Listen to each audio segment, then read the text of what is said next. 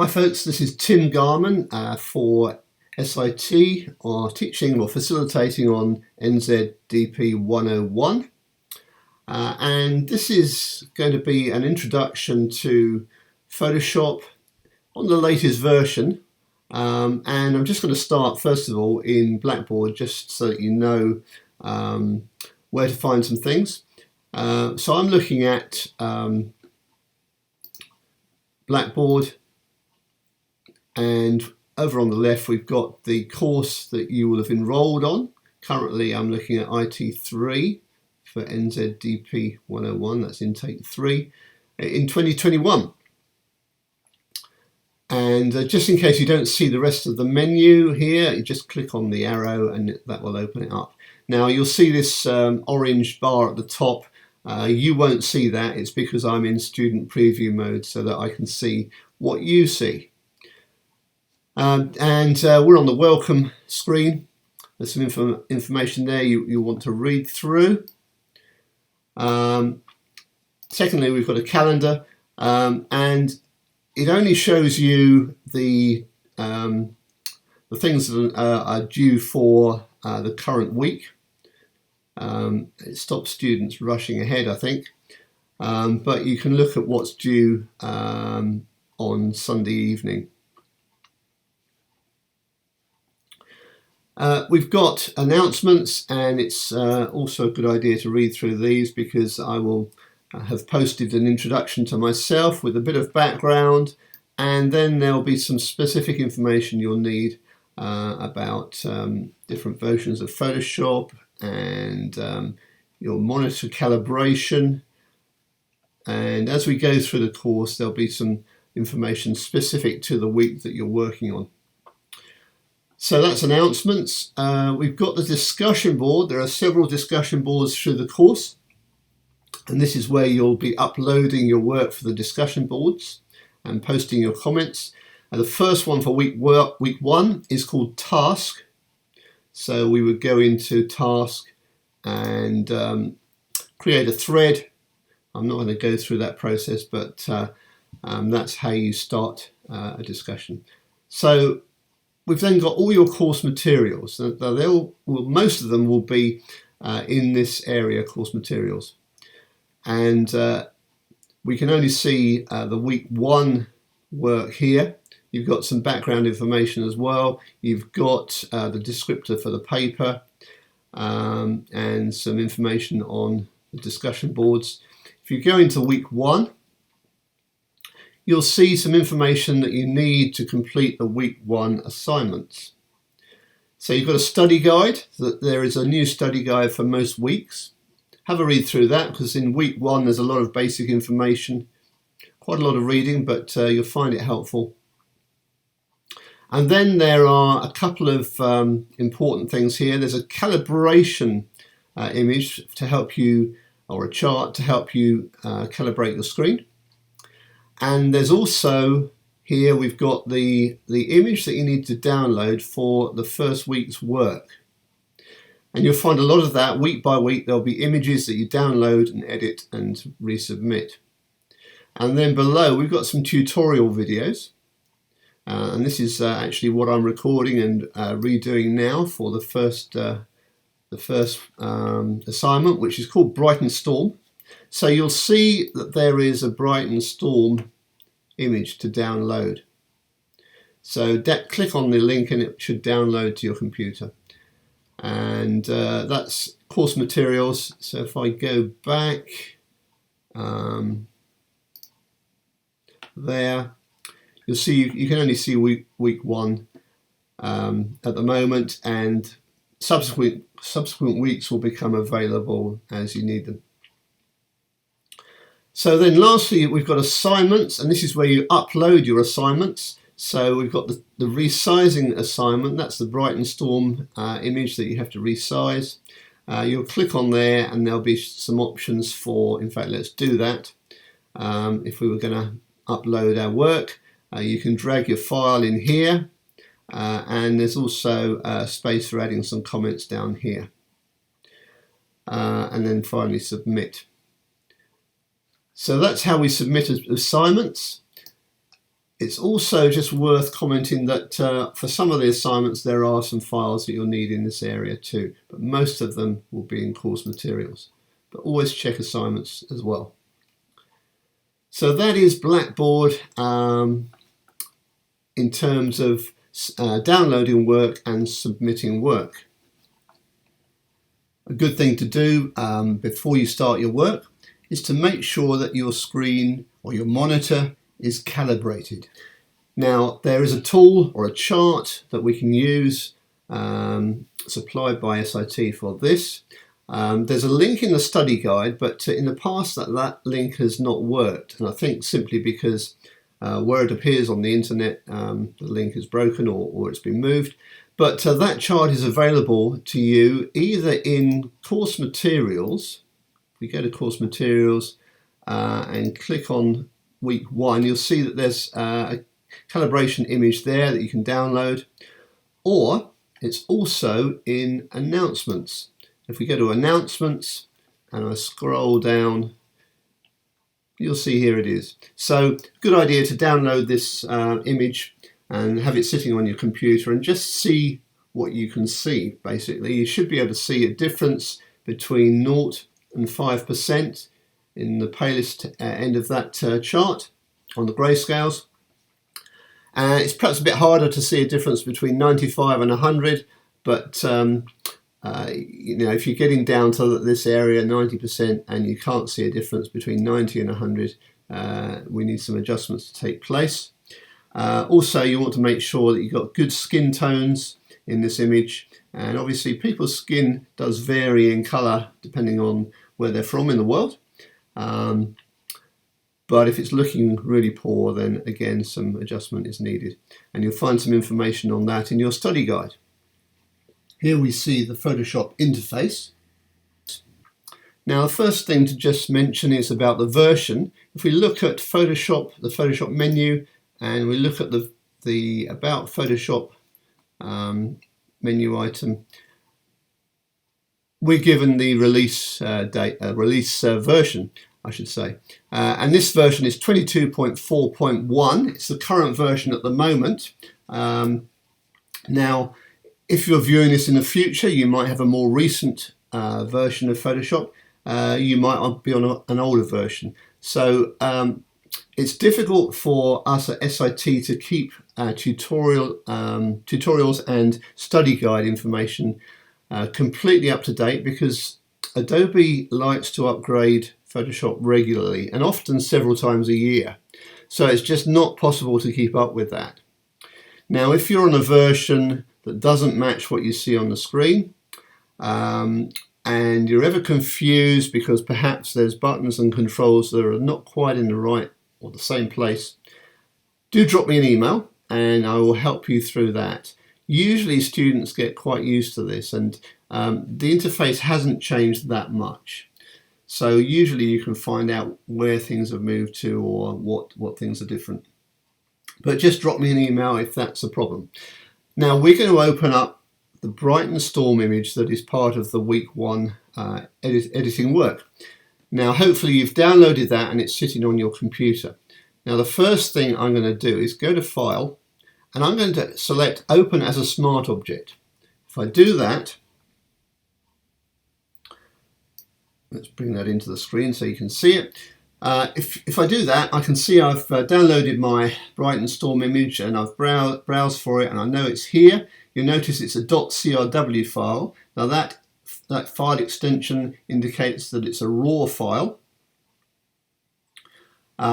And there are a number of different raw file extensions. Most of them, I think, if I double click that, it would automatically open in Camera Raw. But then there may be some file extensions that don't do that automatically. If that's the case, let's just close this for a moment. If that's the case and it doesn't open automatically in Camera Raw and instead it opens in Photoshop, we can do a number of things. We've got filter here and we can go to the Camera Raw filter. So if it opens in Photoshop, go to Filter and Camera Raw filter, and that will open that image in Adobe Camera Raw.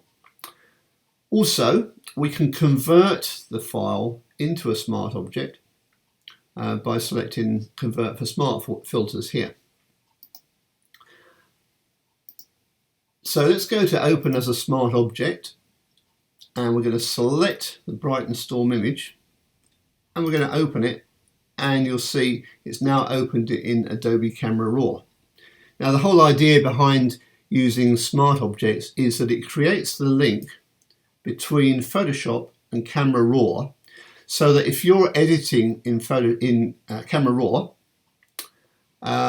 Photoshop will remember those edits, and you can switch back to Camera Raw and the edits will still be remembered, and you can go ahead and re-edit or adjust the edits, and you can keep doing that by flicking between Photoshop and Camera Raw. So here we've got the Brighton Storm image. Now a few things we can do. If you need to navigate around that image, you can hold your space bar down. Now I'm on a Mac, so I know my Mac keyboard shortcuts. I'm less familiar with PC ones, but where I know them I will let you know. But for the spacebar, it's the same on both Mac and PC, and I can navigate around like that. Now that's particularly useful if we've zoomed in close, and let's do that. So on a Mac, Command plus enables me to do this, and on a PC that will be Control plus, and equally Command minus will take you back down, or Control minus on a PC. So if we're up close and we need to navigate around, hold the space bar, we can do that sort of thing. Let's come back down. Let's run through what we can see. I'm not going to go into too much detail at the moment on everything that Camera Raw does. But we've got a histogram at the top. More about histograms later in the course. We have got some profiles, which we'll leave for the moment. I'll come back to those shortly. We've got some tabs that we can open up. The basic tab has got some controls for, well, as you see, blacks and shadows and whites and highlights and things. We've got contrast, exposure. We can increase the vibrancy and texture and clarity, that kind of thing. We've got some color controls with the curve. We've got some detail controls, things like sharpening. If the focus is a bit soft, we can sharpen that up. We can reduce noise. We can look at more color corrections. We've got a thing called color grading. Now, if you're on an older version of Photoshop or Camera Raw, this was called split toning, and we can play with different color variations of our image. The optics menu just allows us to adjust for any lens distortion we may get. Geometry allows us to play with the perspective of images. We can play with the vertical controls, and you see we get a grid as well. If we want to rotate, we can do that. So if we need to adjust where the horizon is, which we might need to slightly with this image, we can just move it around in that way. And various other controls there too.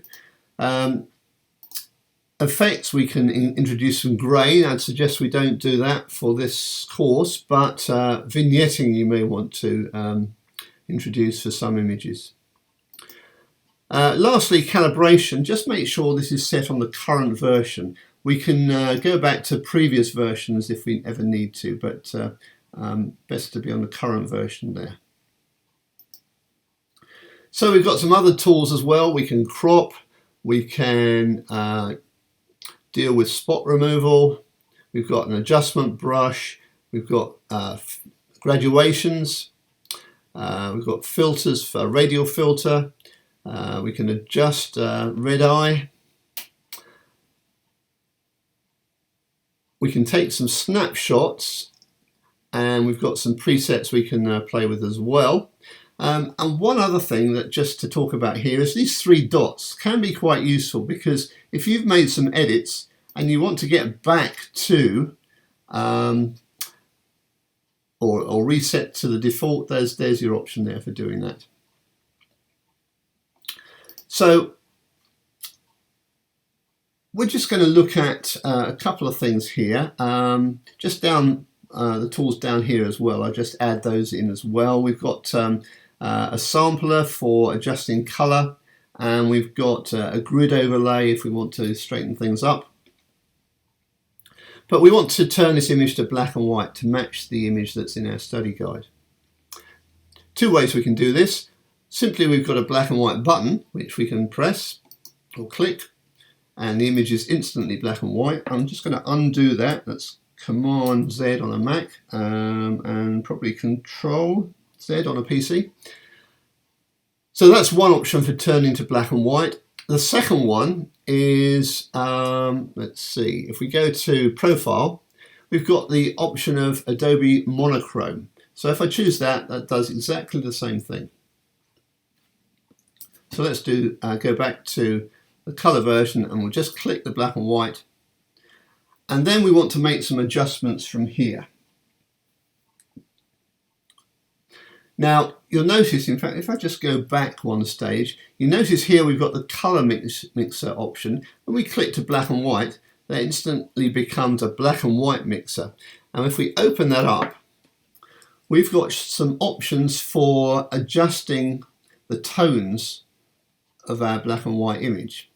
And this is based on how it looked in color. So there weren't many reds, so if I move the red slider, there's not going to be much happening.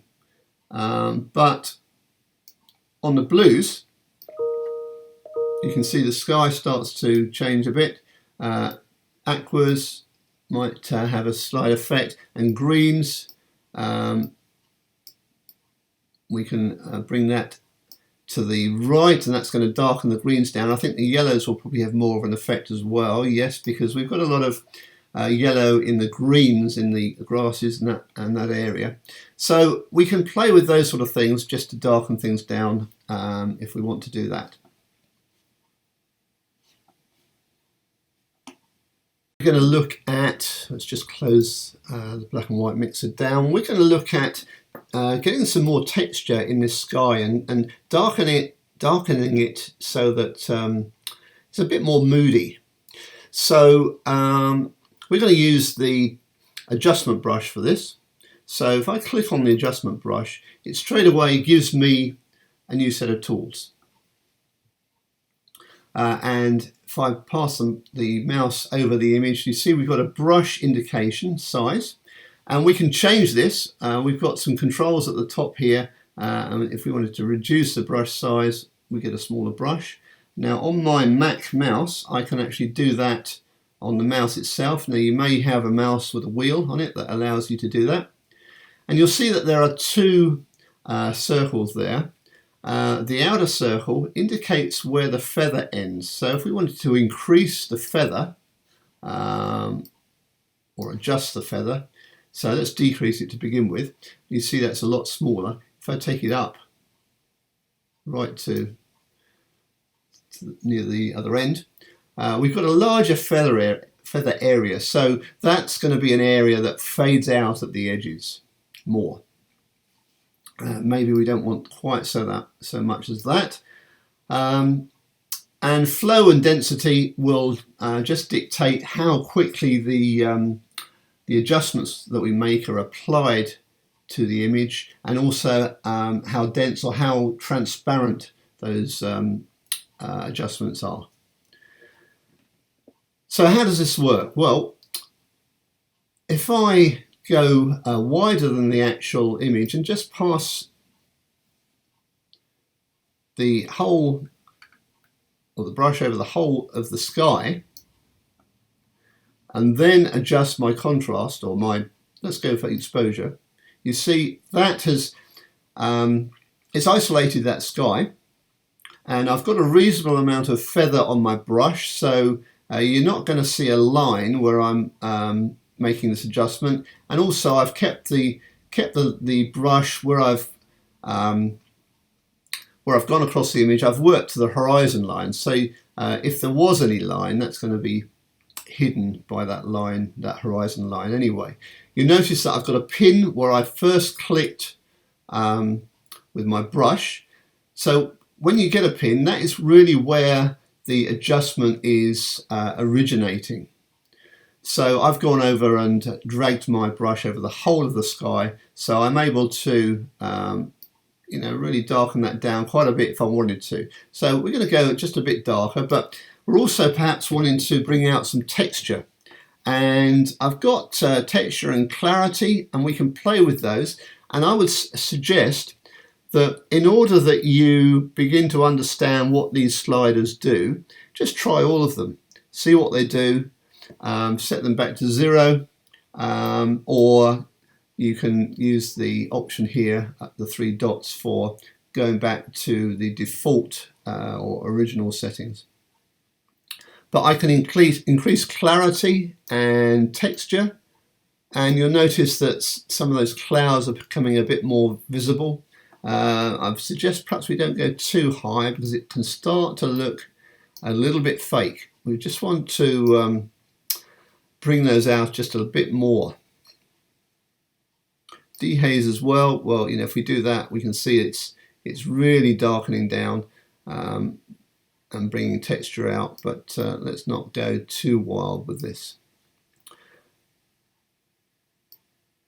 Contrast we can play with as well, and the blacks and the shadows we might want to experiment with as well. And we start to get something that's much more stormy and dramatic looking. Now, another thing we can do with the adjustment brush is select a more defined area, a narrower sort of area to work in. So let's do that. Let's just click the plus button, which allows us to make a new adjustment, and we'll just take the size of the brush down a bit, and I'm going to bring out this area of highlight. So I'm just going to click once in that area, and you see that it puts a new pin in, but we want to start to make that a bit lighter, so we'll drag the exposure back, and I could have gone perhaps a bit larger with my brush to make it a bit of a wider area to adjust. In fact, why don't we do that? Let's just undo to before I did that. We'll increase the exposure or the dehaze a bit more, and the blacks, which I think I brought up. And let's just increase the brush size, not quite that much, but and put a new pin in and take the exposure down there. So that just lifts that cloud area a bit more. So when we're happy with what we've come up with, and I've been experimenting with a lot of these sliders, so I've done a few things that perhaps are maybe a bit over the top, I'm not sure, but what I do want to do is also crop my image. I can use the crop tool here. Now we can crop in Camera Raw or we can crop in Photoshop, it doesn't really matter. Here we've got the crop tool in Camera Raw, so if I click on that, you notice straight away we get a grid, and that's useful because it's divided up into thirds, horizontally and vertically. Now if you're on an older version of Camera Raw and Photoshop, the crop tool in Camera Raw doesn't have a grid, so that might be a good reason to crop in Photoshop, but otherwise it doesn't really matter where you crop. In the current version of Camera Raw we have this useful grid. So if I wanted to take the top down so that we put the horizon on the top third, we reduce the amount of sky and have more land, we can do that, and if I double click the image, the crop takes place. Let me just undo that, because we'll go back to the crop tool. We can do it the other way around. Perhaps we want more sky and less land, so we'll put the horizon this time on the bottom third, and of course if we've been working on the sky, that could be a good reason to do that. Double click and the crop takes place. One more thing I'll show you with the crop tool. If we go outside of the corner, we notice the cursor turns to a double-headed arrow, and this gives us the opportunity to rotate as well. So if we wanted to just straighten up the horizon, if we felt it was not quite level, we could do that there, and again just double click and the crop and the rotation takes place. So let's undo that again. So let's crop it back down to there.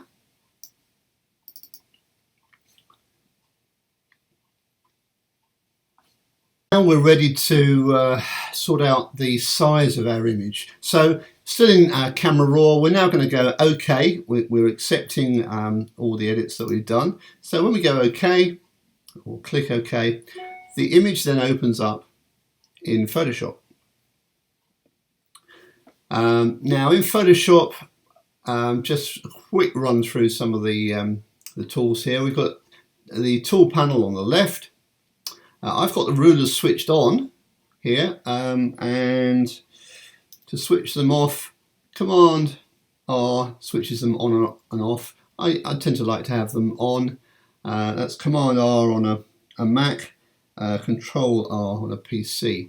With the rulers switched on, you've got the opportunity of dragging a guide down if you want to, from either side. Over on the right, we've got a bunch of palettes. Now they may not look exactly the same as your version of Photoshop, and the reason for that is that you can open and close palettes, and if you find that there's a palette that isn't here, if you go to Window, it lists all the palettes, and if you select one that's not already there, it will open it up. For instance, if we opened up swatches, we get our swatches, and we can just double click the tab and it will disappear again, but it's sitting there now in the list of palettes.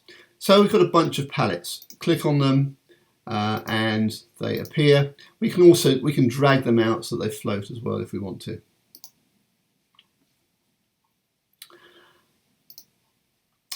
Just looking at our layers palette. Now we're going to deal with layers later in the course, quite soon actually. But at the moment we only have one layer. We haven't created a new layer, so it's just one layer. And as we look at this layer here in the layers palette, we see it's got a name. And if we wanted to change that name, double click and we can retype that. A good idea if we've got multiple layers to actually name them. We notice there's a little thumbnail image preview of what we're looking at, and there's also a little rectangle within that thumbnail. Now that's what indicates that we have a smart object here. As you can see, it says Smart Object Thumbnail. So wherever you see a layer with a small rectangle in the bottom right corner, that indicates a smart object. So we're going to resize this. So let's just get rid of the layers now. So to resize this to the required size, the first thing we'll do is save it. So before we resize, we want to save. So we're going to go to File, Save As, and I think I'll just save it to where I've got my original file as well, but I'm going to save it as a Photoshop format. Now, it may well select that option automatically. It has done for me, but if it doesn't, just make sure that you've got that selected under Format. And you'll notice it creates a .psd file, or it changes the extension. So if I save it now, it's going to save this file into this folder on my Mac. So I'll then have two Brighton Storm images. I'll have the original one, which is the .crw, and I'll have the new one, which is the .psd. And the PSD format in Photoshop enables you to save a multi-layer file. Although we've only got one layer at the moment, when we have multiple layers, that's the format that we want. So we're going to save. So now I see up on my tab that it's renamed the file to a .psd. Now we've got a menu at the top. We can just have a quick look at the mode, because when we go to mode, it tells us that it's a grayscale image. We've got other options here like RGB and CMYK. We've got bits per channel, but that is fine for what we want at the moment, a grayscale image. Also under the image menu, we've got image size, and this is where we want to go for when we resize all of our images, because the required size is 1500 pixels on the longest edge. So all files that you submit to Blackboard for this course need to be 1500 pixels on the longest edge. It doesn't matter what the other measurement is, as long as it's less than 1500, but the maximum or the larger measurement needs to be 1500. So if we go to image size, it will tell us that at the moment this image measures 3072 pixels by 1586. Now we can do a number of things in this dialog box. We can change the measurements to different forms of measurement. You might sometimes feel millimeters or centimeters is more useful, but at the moment we go for pixels.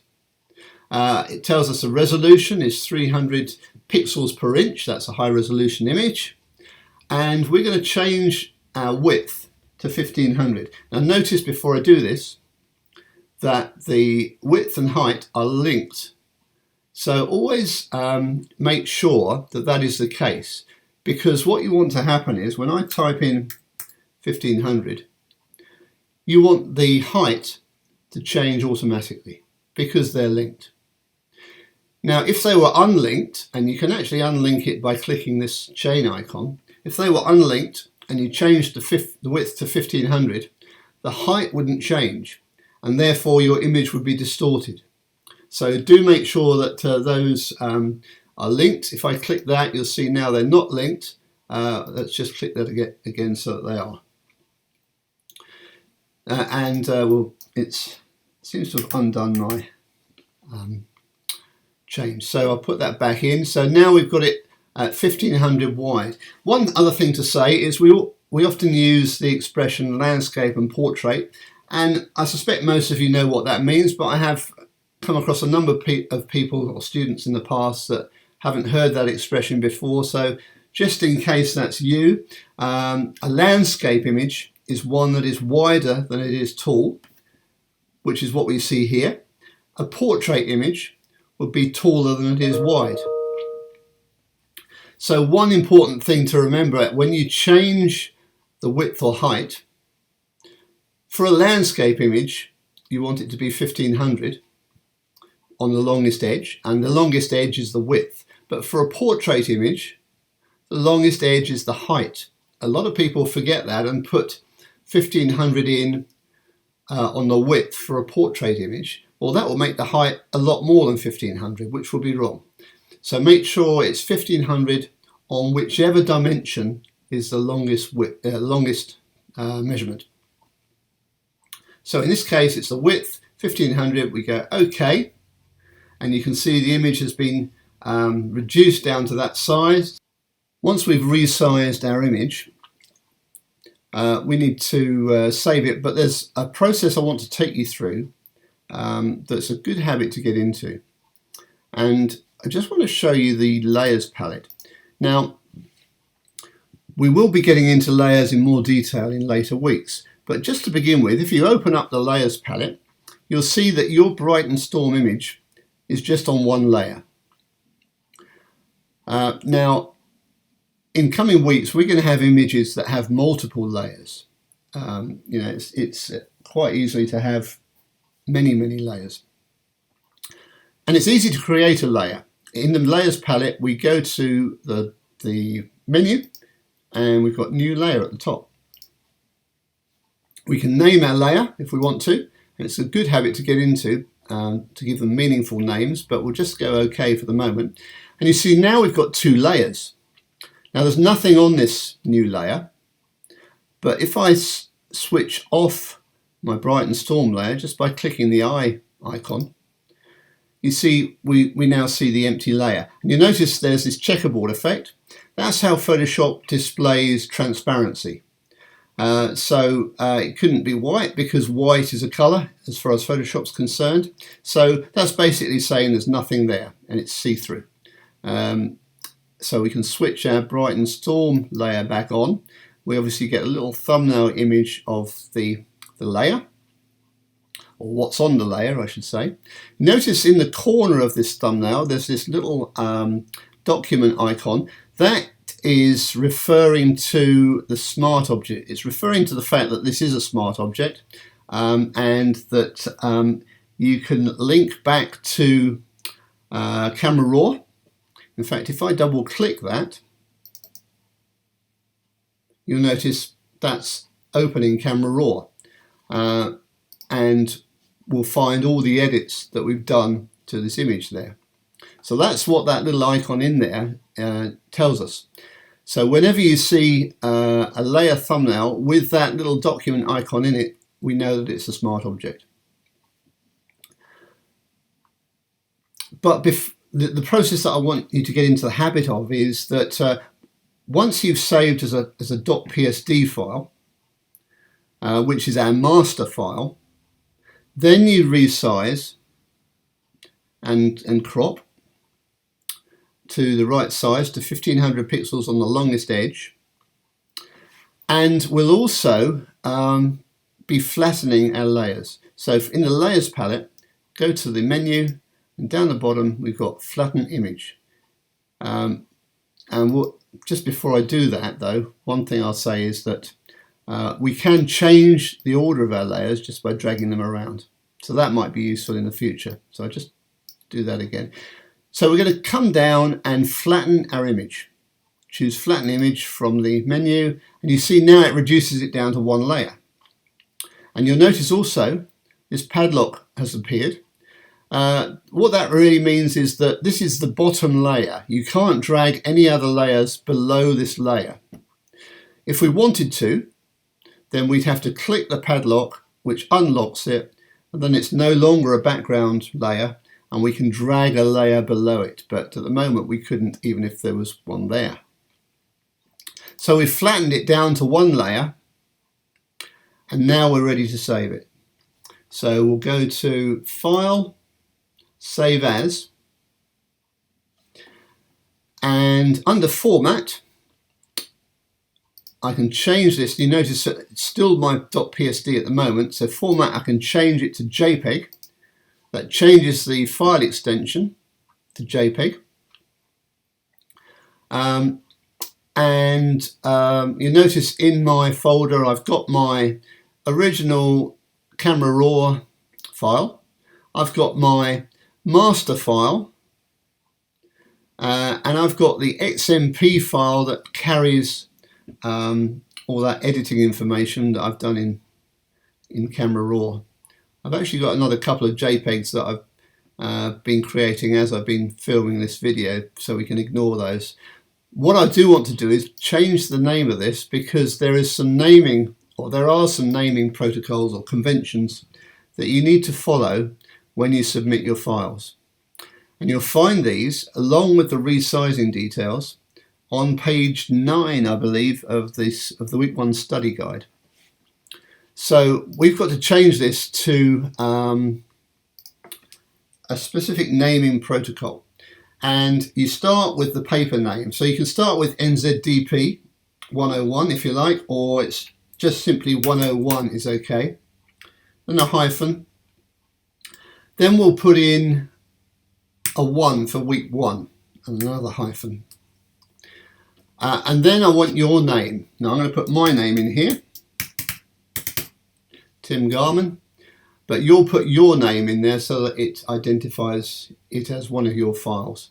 Another hyphen, and then Brighton Storm, that relates to this particular image. I'm going to take out that space because I'm not keen on spaces in file names. And lastly, well, we can leave a 1 there if you like, or you might want to make it A for the landscape image. There is a second image to do for week 1, so be aware of that. We're going to call this A. Maybe I'll make it -A. So that's 101, 1, Tim Garman, Brighton Storm, and we need an -A JPEG. And I can just go save. We get the JPEG quality box option. We can reduce the quality if we want, but I don't think I've hardly ever done that. It reduces the file size, which might be useful, but not in this instance. We want it on maximum quality. So we go OK. So that has saved our image as a JPEG. You'll notice up here in the tab, it's now listed the file, which is a JPEG. Now, for the week 1 work, there are 2 images required. So you've got to make 2 crops of this image. So we've done our landscape image, the image that's wider than it is tall. We now need to create a portrait image, an image that's taller than it is wide. So we're going to close down this image, this landscape image that we've finished. And so Command W closes is the keyboard shortcut for close, or Control W on a PC. And I'm going to open my PSD file. So remember, this is the master file. This is the full size, full resolution image. And I want to make a portrait crop of this image. So the first thing I'm going to do is flatten my image as I did previously. So we go to the layers palette and we flatten the image. The next thing I want to do is I want to make sure that the height is 1500. So the height is going to be the tallest edge, or the longest edge this time. So I'm going to go to image and I'm going to set my height. You see here it tells me what the width and height is, and the height is almost 1500. So I'm just going to reduce that down so that it's exactly 1500. The width will only come down a little bit. And we click OK. So we now know that this image is 1500 high, and then we'll crop the image down to less than 1500 on the width. So let's choose the crop. This time we're cropping in Photoshop. I'm going to close the layers palette. I might open it in a second though. So as we drag in the crop tool, you notice we get a measurement on the right there. And I'm going to go in there, and I'm going to take a bit off the other end as well. So it doesn't matter how wide this is, as long as it's less than 1500. So that will be about right. And I'm going to double click that, and we can just check what we've got by going to back to the image size, and we've got 1500 height and less than 1500 on the width. So it's a portrait image. So that's fine. I will just double check. And you notice when you crop it or recrop it, it's given me a floating layer again rather than the background layer. So I'm going to go back and just flatten that again. So now it's a background layer. So that's the right size. It's according to the rule of thirds. You know, we put the horizon on the bottom third, so that is looking fine. So we want to go to File and Save As, and we're going to save this as a JPEG. And you'll see we've got all the options available. If you don't have those options available, it will be because you haven't flattened your image, or perhaps because when you've cropped it, it's gone back to a floating layer. So if you don't have that long list of file formats and you can't see JPEG, go back to the layers palette and just flatten that image. We're going to choose JPEG, and I need to change the file name so that it follows the right sort of convention. So 101, 1 for week 1. My name, you'll put your name in there. Brighton Storm, and we'll call this B for the second file, and we can just go OK, and quality is fine. So then we've got two images. So all we need to do now is upload them to Blackboard. So the first thing I want to do is go to Blackboard and go to Assignments. Click here, and it's only showing the first week's assignments. Assignment G is for our discussion board, so we can ignore that. Task resizing is what we want. So click on task resizing, and we get this upload page. So we can do one of two things. We can find our file and drag and drop it in this area if we want, or we can click browse. I'm going to my local files, so I've got to find where I stored it now. Let's see, I think it was in here. Yeah, so here we go. So there is my file. If that's one of them, the portrait one. If I go open, that file is then being loaded into there. In fact, there it is. It's showing under file name. And the only other thing I need to do, we don't need to worry about plagiarism tools because we don't have a written assignment, but I can put in here some comments, and I would recommend you do. So talk about how you found the process, what you did, if you came up against any problems. You can keep it very brief, but if you put any problems that you came across and how you solved them, or if you didn't solve them, maybe, and you've got a question, you can put that in there. And then finally, hit the submit button. I'm not going to do that because I don't want to submit it. But that is the process for uploading your work. And don't forget, there's two files, so you'll need to do that twice. I think you can do that by putting both files in the same place.